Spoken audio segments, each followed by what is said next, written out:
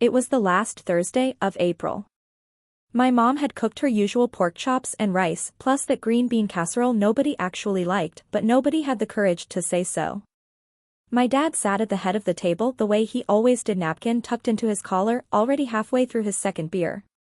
The kitchen smelled like something was burning slightly on the stove. Mom had forgotten about the rolls again, and the overhead light buzzed the way it had been buzzing for 3 months because no one had gotten around to replacing the bulb. David was telling a story. He always was. My brother always had a story, and it always started the same way, with him at the center of something impressive and everyone else on the edges watching. "So I closed the deal right there in the parking lot," he said, cutting into his pork chop with both hands like he was performing surgery. "Biggest quarter the company's had in 2 years. Marcus actually pulled me aside afterward and said I might be up for a promotion." My dad's face lit up the way it only ever did for David, that specific glow like someone had turned a lamp on behind his eyes. "That's my boy," Dad said. He actually said it out loud. Mom smiled and squeezed David's arm. "We're so proud of you, honey." I sat across from them stirring rice into my mashed potatoes, quiet the way I'd been quiet at these dinners for years. It wasn't that I was upset. I'd stopped being upset about this a long time ago. It was more like watching a show you'd already seen the ending to. You knew every line, every beat. You just sat there and let it play. David turned to me with the expression he always wore when he remembered I existed. Not mean exactly, more like polite, the way you'd acknowledge a piece of furniture that had suddenly become slightly inconvenient. "So, how's the tech thing going?" he asked. My dad looked up from his plate. He didn't say anything, but his eyebrows did a small lift that said, "Yeah, how is that going?" "Fine," I said. "It's going fine." "You still at that startup?" Dad asked. He said startup the way some people say hobby. "It's not really a startup anymore," I said, and then I stopped. Years of dinners exactly like this one had taught me that the more I explained, the less anyone listened. So I let the sentence end there, hanging in the air like a thread nobody was going to pull. Dad picked up his beer. "Well, David's the businessman in the family, I guess." He laughed at his own joke. Mom laughed too. I smiled, took a bite of rice, and let the moment pass the way I always did. David, emboldened, kept going. "Actually, I've been thinking about getting a place. A real place. Something with a yard, maybe." "Dad, you know that house on Elm Street?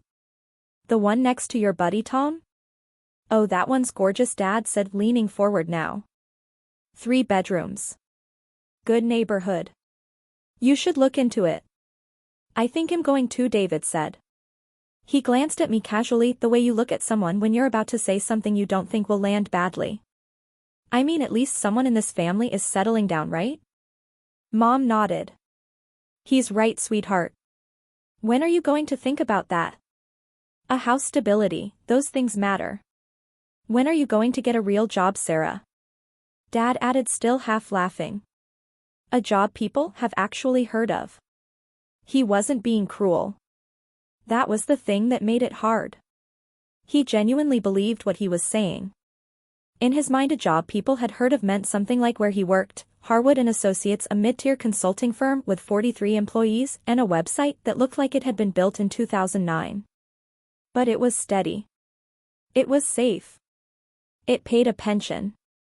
And in my father's world, that was the definition of success. I nodded. "Maybe someday," I said, meaning it as a joke. Nobody laughed. We finished dinner. Mom cleared the plates. Dad turned on the television. David checked his phone and said he had to get going. He and his girlfriend were meeting friends for drinks. He hugged Mom, clapped Dad on the shoulder, and waved at me on his way out the door. "Drive safe," I said. Yeah, he replied, and then he was gone. I helped Mom with the dishes without being asked. We stood side by side at the sink, her washing and me drying the way we'd done it 100 times before. She didn't say anything for a while. Then softly, without looking at me, she said, "He means well. You know your father." "I know," I said. And I did know. That was never the question. That was the last Thursday of April. 5 months later, everything my father believed about me, about what I was worth, what I had built, would be demolished in a single afternoon. Not by me. Not by anything I said or did. Simply by him walking through a door. My name is Sarah Chin. I am 34 years old. I live in a one-bedroom apartment on Maple Street with a couch I bought at a thrift store and a coffee maker that's older than my nephew. I drive a 2018 Honda Civic with 94,000 miles on it. The paint on the back bumper is chipping. When people ask me what I do for work, I say I work in tech, and then I wait for them to lose interest, which usually takes about 4 seconds. They always lose interest because that's what I want them to do.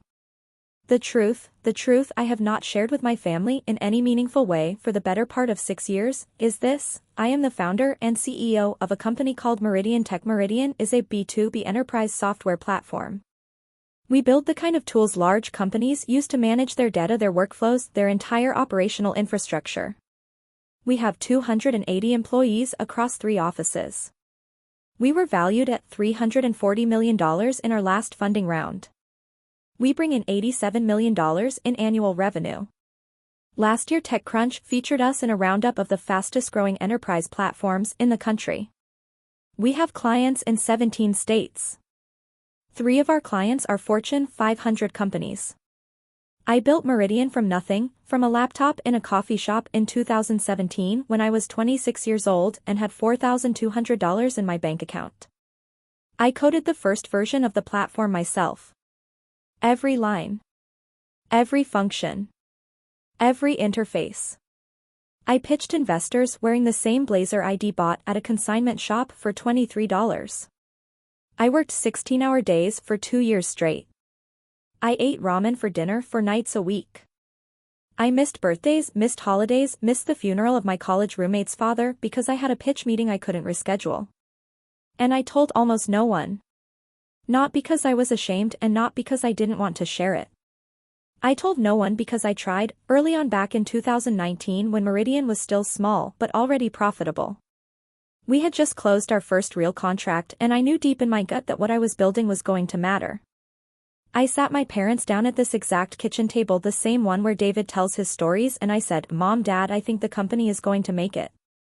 I think it's actually going to be big." I remember how carefully I said it, full of hope, the way you speak when you've been holding something close to your chest for a long time and you're finally letting it out. My dad looked at me for a moment, then said, "That's nice, sweetheart.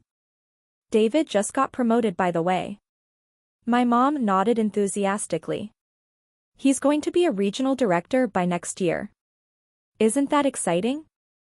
I sat there for about 5 seconds and something in me closed. Not dramatically. Not in anger. It was quieter than that, more like a door gently shutting. I smiled, said, "That's great for David," and finished my dinner. After that I stopped trying to explain. When they asked what I did, I gave them just enough to satisfy the question without giving them anything real. I work in tech. I do some software stuff. It's pretty boring, honestly. And they never pushed. They never asked a single follow-up question. Not once. Not in 6 years. Not a single "what kind of software?" Or "how many people work there?" Or "are you doing well?" The secrecy wasn't hard. By then it felt almost natural. What was harder was the money. My family had been coming to me for cash for as long as I could remember, and I had been saying yes for almost as long. Not because they asked nicely. Not because the requests made sense. I said yes because I felt guilty. Because somewhere underneath all of it I still believed that if I was generous enough, if I gave enough, if I was useful enough in the one way they seemed to notice, maybe they would finally see me, not just as the quiet one, not just as the one who didn't matter, but as someone real. In 2021 my dad's car needed a new transmission. $3,400. I paid it anonymously and told my mom it was a gift from a friend. Dad never questioned it.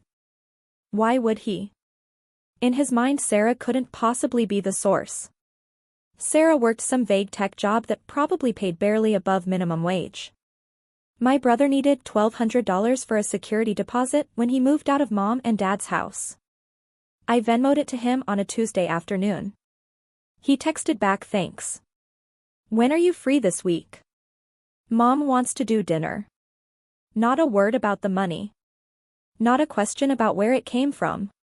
My mom asked for $800 to cover a dental bill insurance didn't pay. I sent it within the hour. She called to thank me and then spent 11 minutes telling me about David's new car, a used Audi head financed through a dealership. Isn't it beautiful? She said. He looks so put together. I don't say this to make them sound like villains. They aren't villains. They're just people who never saw me as someone who mattered. And when you don't see someone as someone who matters, you don't notice what they give you. You just take it. You don't ask where it came from. You don't wonder how they can afford it. You accept it and move on. By April of this year, I had quietly sent my family a little over $14,000 in the past 18 months alone. Not a single one of them knew where the money was coming from. Not a single one of them had ever asked. The breaking point didn't come with a bang. It came on a Wednesday in early May, 3 days after that dinner. My dad called me at 2 o'clock in the afternoon. I was in the middle of a board meeting, the real kind, with investors on the line, quarterly projections on the screen, and my CFO walking through a slide deck that would determine our expansion budget for the next fiscal year. So I let it go to voicemail. He called again at 2:14. I silenced it. He called a third time at 2:31, and this time he left a message. Sarah, it's Dad. Listen, I need a favor. My credit card got declined at the gas station. Long story, don't worry about it, but I need about $600 to cover it. Just send it to my account, okay? Mom will handle the details. Thanks. Bye. He didn't say please. He didn't ask if I could afford it. He didn't say thank you in any real way. He said it the way you'd ask someone to pass the salt, casual, unremarkable, like it was the most normal thing in the world. I listened to the voicemail sitting in my office. My actual office, with my name on the door, a view of the city skyline, a framed Forbes mention from 2022 on the wall, and a whiteboard covered in product roadmap notes. I listened to it once. Then I put my phone down on my desk and sat very still for about 2 minutes, staring out the window at nothing. And then I made a decision. Not an angry one. Not a dramatic one. It was the calmest decision I had ever made in my life. I said, okay. Just okay, to myself quietly, and then I stopped. I didn't send the $600. I didn't call my mom. I didn't send an angry text explaining why. I didn't write a long message listing every time they had dismissed me, every birthday spent praising David, every dinner where I sat in silence and watched my brother take the spotlight. I didn't do any of that because that's not how I work. I don't explode. I stop. And I stopped sending money. I stopped answering the requests.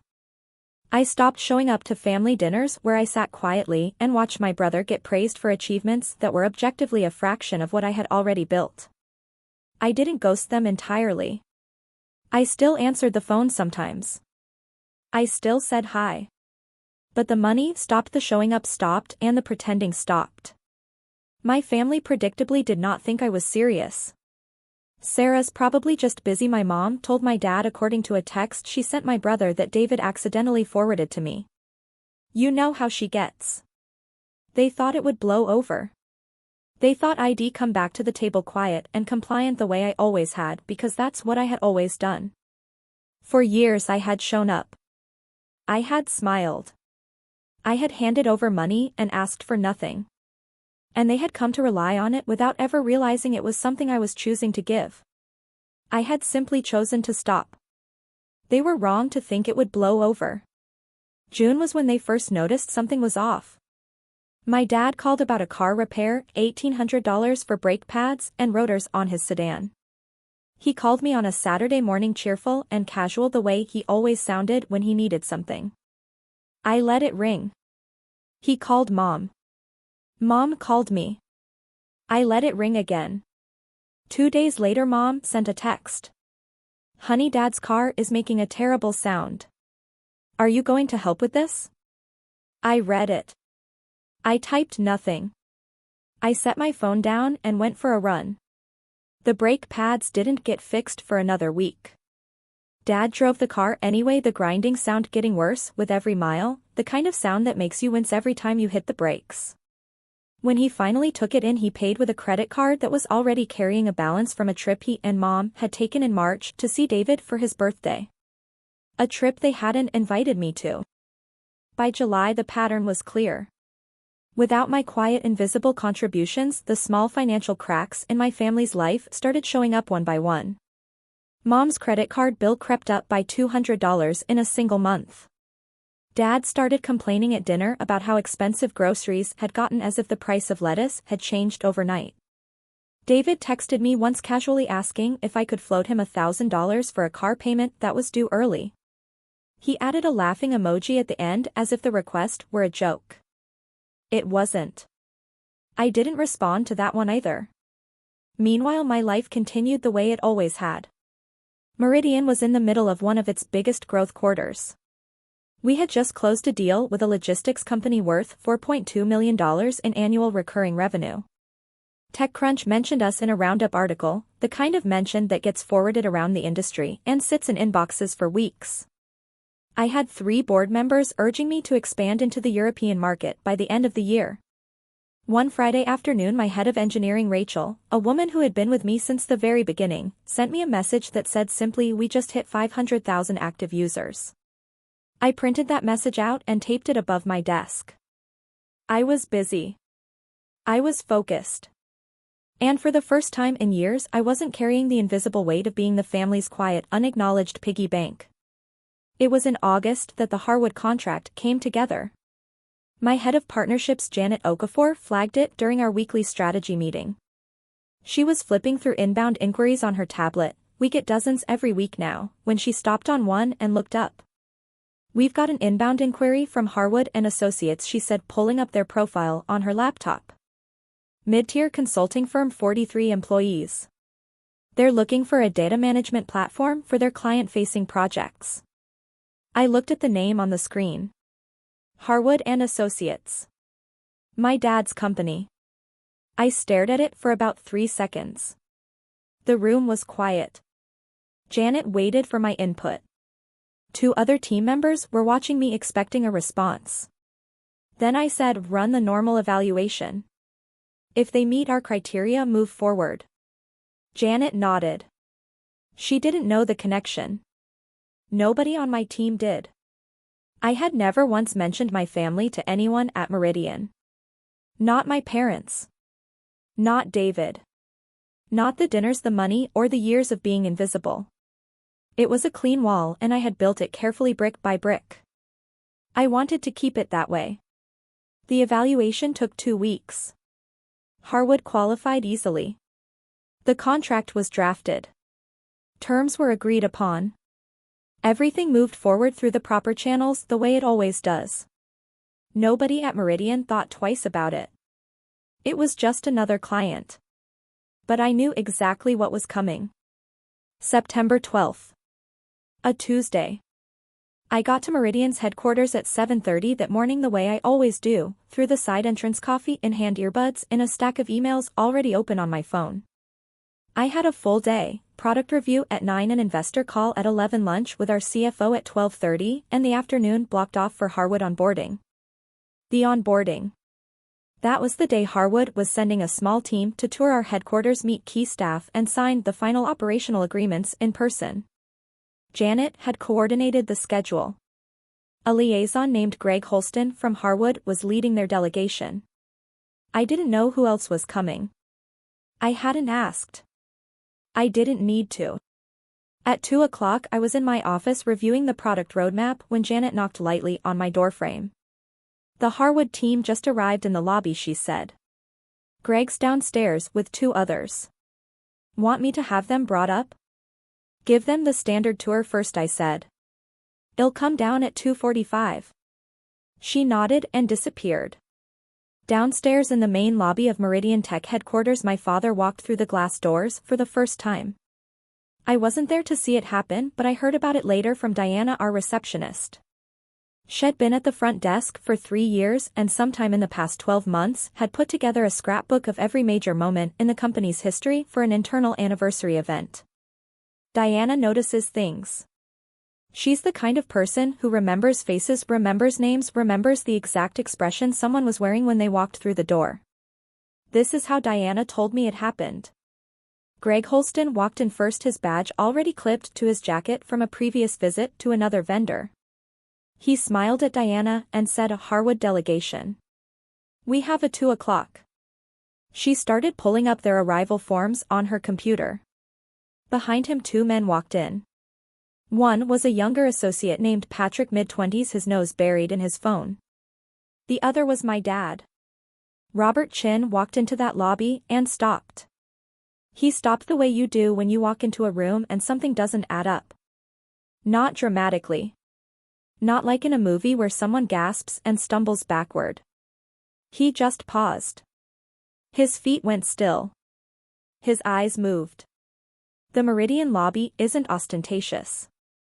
We're not a tech company that spends $20 million on a foosball table or installs a slide between floors. It's clean. Modern. White marble floors. Warm wood accents. A long reception desk in brushed brass. On the left wall, floor-to-ceiling glass panels display our company timeline, founding in 2017, first product launch in 2018, Series A in 2019, Series B in 2021, the Forbes Mention Industry Awards client milestones. Each one dated. Each one documented. And on the right wall, the main wall, the one you see the moment you walk through the doors, there is a single panel 8 feet wide and 12 feet tall. The Founder's Wall. It isn't vanity. It's tradition in our industry, a way of anchoring a company's identity to the person who started it. Other tech companies do it too. Apple had Jobs. Google had Page and Brin. Meridian has me. My photo, a professional black and white headshot taken during a magazine shoot last spring, is centered on the panel. My name is printed beneath it in clean modern type. And below my name 4 words set 12 feet high. Founder and CEO. My dad stood in that lobby and stared at that wall. Diana told me later that she watched his face go through something she couldn't quite name. It wasn't shock exactly. It was more like a slow recalculation, like someone had just realized they'd been solving the same math problem wrong for 30 years and the correct answer was suddenly right in front of them. Greg turned around. "Robert, you okay?" My dad didn't answer right away. He was still looking at the wall. "Robert?" Greg tried again. That's my daughter," my dad said at last. He pointed at the photo. "At my name." Greg blinked. He looked at the wall. Then back at my dad. "Sarah Chin is your daughter?" My dad nodded. Diana told me his hands were shaking. Greg didn't know what to say. Patrick finally looked up from his phone, confused. Behind the desk, Diana went very still. At that exact moment, Janet Okafor came down from the 3rd floor to greet the delegation. She walked into the lobby with her tablet, a smile already in place, and stopped short when she saw the look on everyone's faces. "Everything okay?" Janet asked. Greg pointed at my dad. "This is Robert Chin. He says he's Sarah's father." Janet looked at my dad. Then she looked at the wall. Then she looked back at him. "Oh," she said. Just that. There was a silence that lasted about 4 seconds. It felt longer. Janet recovered first. She's good at that, reading a room and moving through it professionally regardless of what's actually happening underneath. "Mr. Chin," she said, extending her hand. "It's a pleasure. Let's get you all set up." That was the moment Marcus Webb walked into the lobby. Marcus is Harwood's senior vice president, my dad's boss. Had come to Meridian for the signing later that afternoon, arriving separately from the rest of the delegation. He walked in with his coat over one arm and his phone in the other, then slowed when he saw the small group clustered near the reception desk, their expressions slightly stunned. "Greg," he said, "everything going smoothly?" Greg hesitated. He glanced at my dad, then back at Marcus. Marcus, this is Robert Chin. He's on your team. And apparently. Greg gestured toward the wall, toward my name 12 feet high. Marcus looked at the wall. Then he looked at my dad. Something shifted in his expression, not surprise exactly but a sharp immediate recalculation. He knew my name. Had seen me speak at 2 industry events. Had read the same articles everyone else in that room had read. Robert, Marcus said slowly, Sarah Chin is your daughter? My dad didn't answer. He just stood there looking smaller than I had ever seen him look. Marcus didn't press. He was too professional for that. He nodded once. Well, he said, small world. Then he turned to Greg and started talking about the signing documents.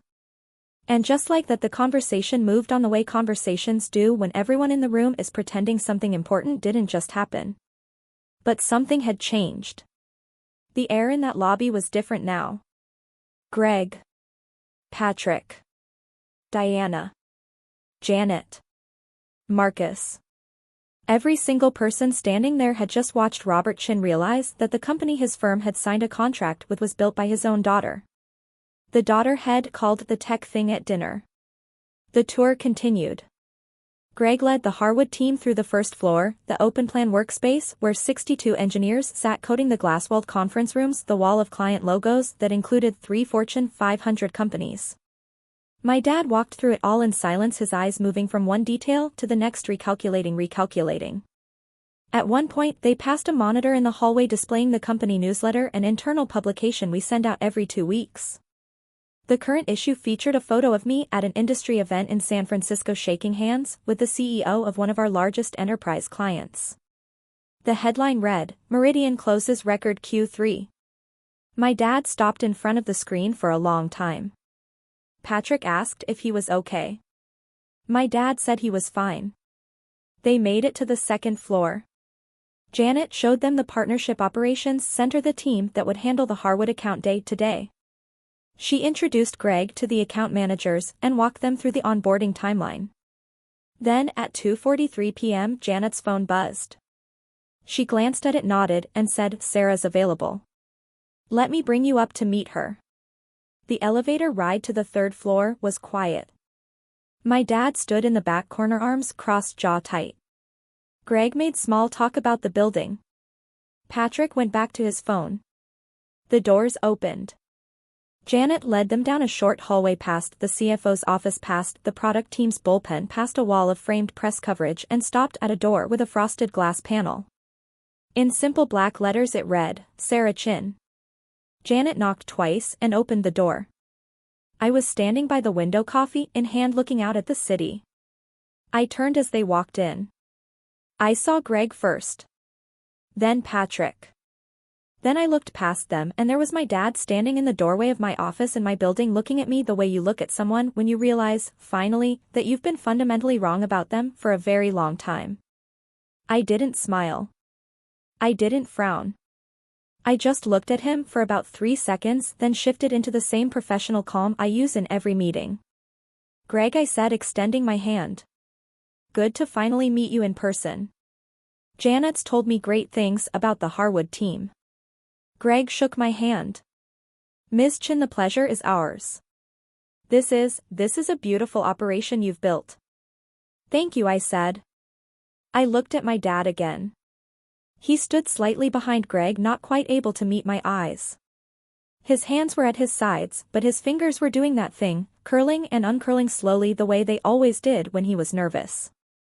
I'd seen it 1,000 times growing up. Before job interviews. Before arguments with mom. Before anything that made him feel small. Dad, I said quietly. Not for the room. Just for him. He looked up. His mouth opened. Nothing came out.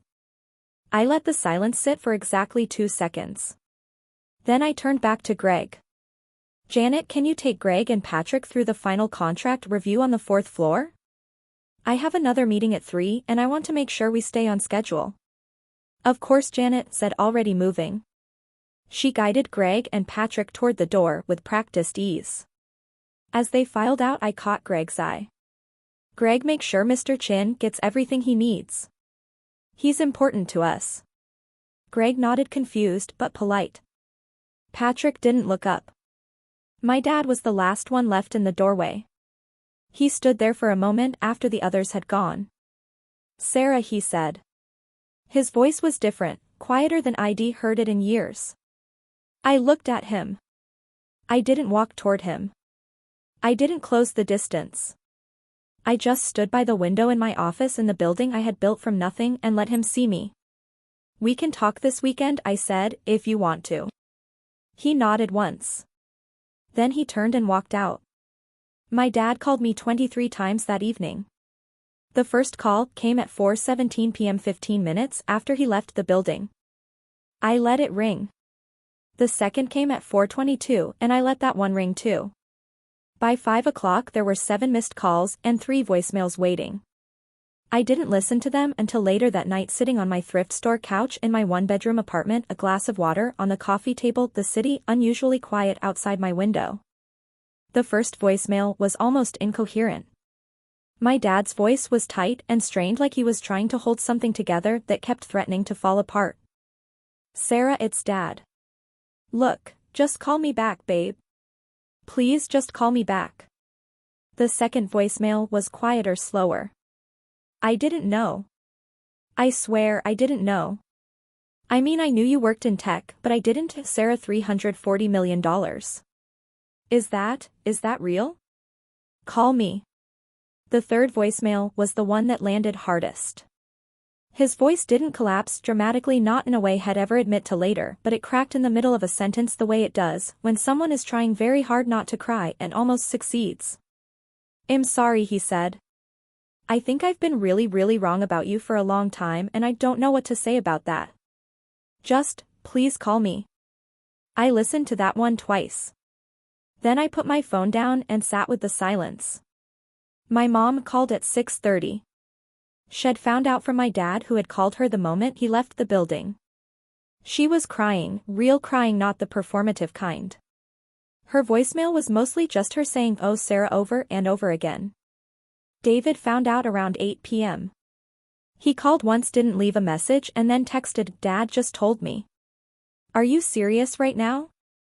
I didn't reply. Not that night. The extended family learned over the next 48 hours the way news always spreads in a family like ours, through phone calls, group texts, and at least one Facebook post from Aunt Karen that racked up 17 comments in under 2 hours. At Harwood the impact was quieter but no less real. The next morning, Marcus Webb, the senior VP overseeing the Meridian account, pulled my dad aside. Marcus had met me twice before at industry events, once in Boston and once in Chicago. He knew exactly who I was and what Meridian was worth. "Robert," Marcus said, sitting across from him in his office, "why didn't you ever mention your daughter?" My dad didn't have an answer. Or if he did, it wasn't one he wanted to say out loud. Marcus didn't push. He was a professional.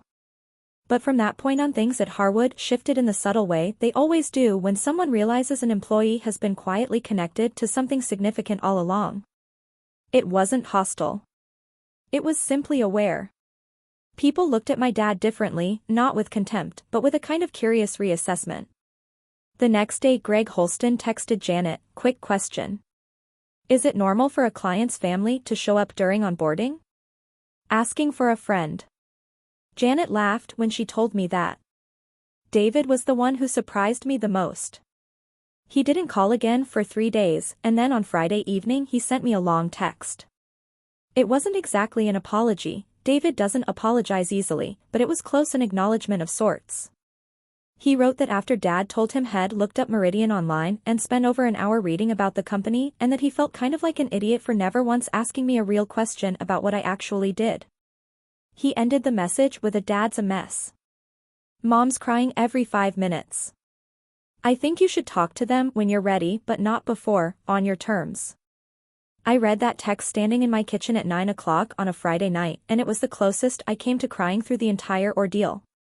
I didn't talk to my parents that weekend, not because I was trying to punish them, but because I simply wasn't ready. There was too much sitting in the space between us, too many years of quiet dismissal, too many dinners where I smiled and said nothing, too many times I'd handed over money and asked for nothing in return except to be seen. I needed time to figure out what I actually wanted to say before I said it. 3 weeks later, on a Sunday morning, my dad sent me a text. It was short, 4 sentences. Sarah, I owe you an apology. A real one, not over the phone. Can we get coffee? I read it sitting on my couch, the same place where I'd listened to his voicemails weeks earlier. Morning light streamed through the window. My apartment was quiet. The Honda Civic with its chipped bumper paint was parked outside. Everything looked exactly the same as it always had. I read the message once more, then set my phone down and went to make breakfast. I didn't reply that day, not because I didn't want to, but because for the first time in my life I didn't have to rush to give my family what they needed. I had built something real, something 280 people showed up to every day, something worth $340 million, something that had taken 8 years of silence and sacrifice to create, and it wasn't going anywhere. The coffee could wait until Monday.